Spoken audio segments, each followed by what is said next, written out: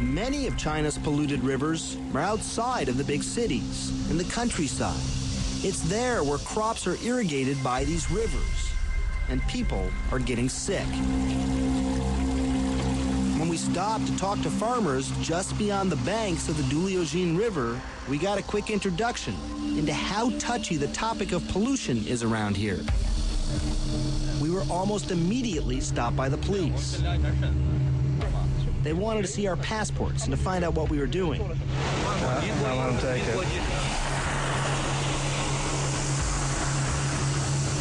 After 10 minutes of tense questioning, they let us go. We're not too far away from where we just got stopped by the police and had to show our passports. We finally made our way into the field, trying to ask some people about their concerns regarding the dirty water and the irrigation of crops. What we're hearing is pretty much the same thing, not much. What we're finding out, it's really tough to get answers. We finally made our way into the fields and asked this man about the water here. The water here is so dirty. I mean, how do you irrigate all the crops? 就是先问一下您的环境，他说现在这个水看上去挺脏的，您这个怎么用来灌溉？您跟我们说一下吗？ But before he could answer, he got a phone call from a passenger in a car that had been following us. Somebody calling him about us. There are some foreigners here asking about the water, he says. How should I answer? It didn't take us long to find out. We've been doing a lot of things to improve the environment here, he says. So while the water might look scary, it's actually okay. But in fact, the Duliojin has tested as one of the most polluted rivers in this region. And it's that kind of toxic water that's dangerous to people's health. The World Bank and China's own environmental agency, SIPA, estimate that polluted water causes roughly 60,000 premature deaths every year and is linked to rising cancer rates. The Ministry of Health reports that increased pollution has made cancer China's leading cause of death. Those are the statistics. This is what they... Lianchao, you see, is known as a cancer village. Village leaders say out of 400 people, 28 have died here in the past 10 years. That's more than 50 times the average cancer rate in China.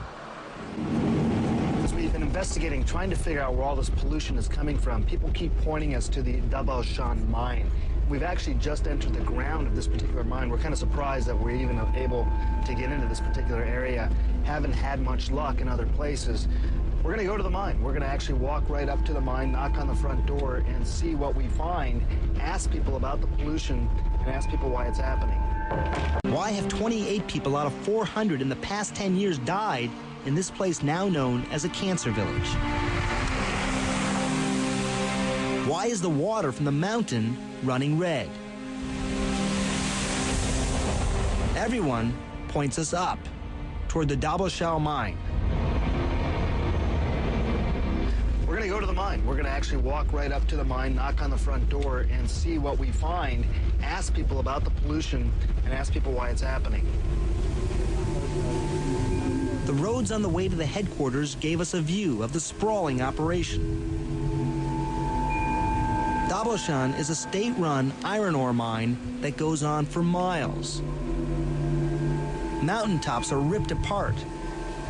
The watercolor alternates only between dark red and brown. After about 30 minutes, we arrive at the mine office. We locate the mine director's office. Yeah. Hello. 哎，你好，我们在这附近，我们 We're with CNN. 我们是 CNN 美国有线电视新闻台。有什么事吗？ I wonder if you can ask you a couple of questions. 可以问你几个问题？不，你们坐吧，坐吧。 Thank you. The director of the mine invited us into his office, but at first refused to answer our questions.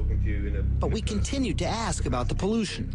We're very concerned about what we've seen here with the water and with the cancer deaths, and that's why we're sitting here talking to you. We want to get your point of view.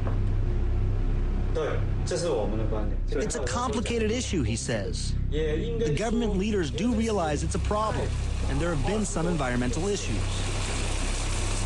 Now, why is it still happening if they've known about it for so long? It's not something you can solve overnight, he also said.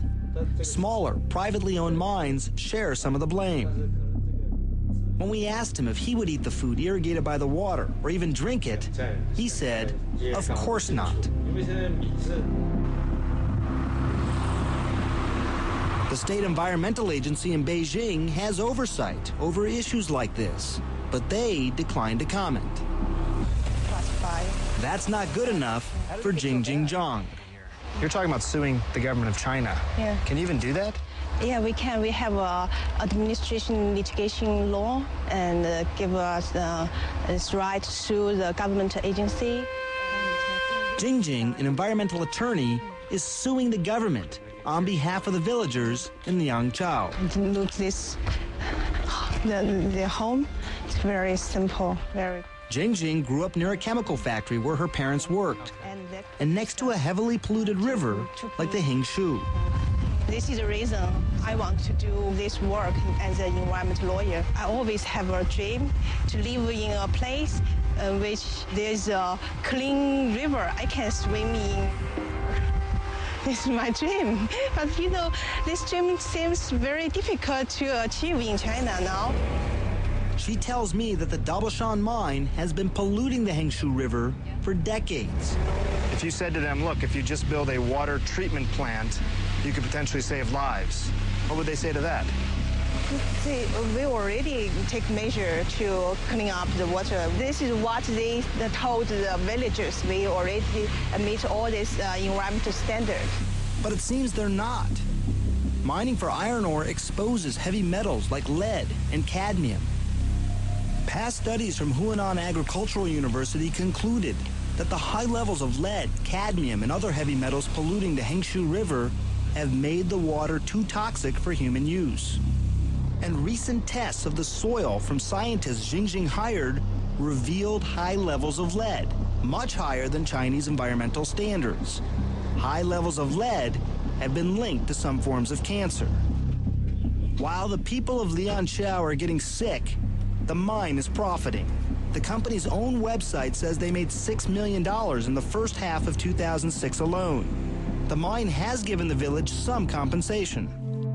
Guess how much they pay the whole village? How much is it worth for a village to develop cancer? So they pay the compensation is per year is 1,700 RMB for whole village. How many dollars is that? About 200. 200. $200 for an entire village for a year. Yeah. That's compensation. Yes, compensation. That's just 50 cents per person. Jingjing continues to build her case, trying to win compensation for medical testing, health care, and damage to the village's rice crops. She hopes to go to trial next year.